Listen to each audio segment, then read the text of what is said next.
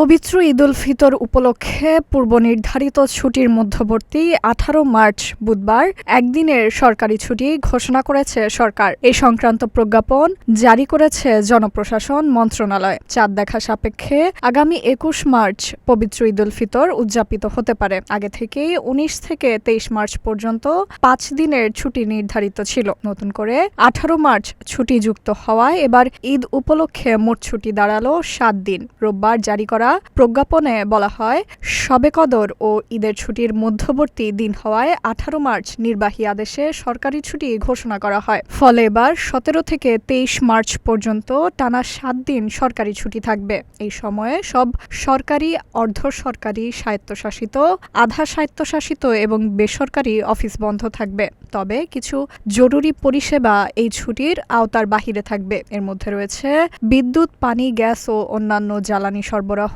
Fire service, বন্দর কার্যক্রম, পরিচ্ছন্নতা সেবা, টেলিফোন ও ইন্টারনেট সেবা এবং ডাক সেবা। এছাড়া হাসপাতাল ও জরুরি চিকিৎসা সেবার সঙ্গে সংশ্লিষ্ট চিকিৎসক, কর্মী ও যানবাহনও ছুটির আওতামুক্ত থাকবে। ব্যাংকিং কার্যক্রম চালু রাখার বিষয়ে প্রয়োজনীয় নির্দেশনা দেবে বাংলাদেশ ব্যাংক, আর আদালতের কার্যক্রম সম্পর্কে নির্দেশনা দেবে বাংলাদেশ সুপ্রিম কোর্ট।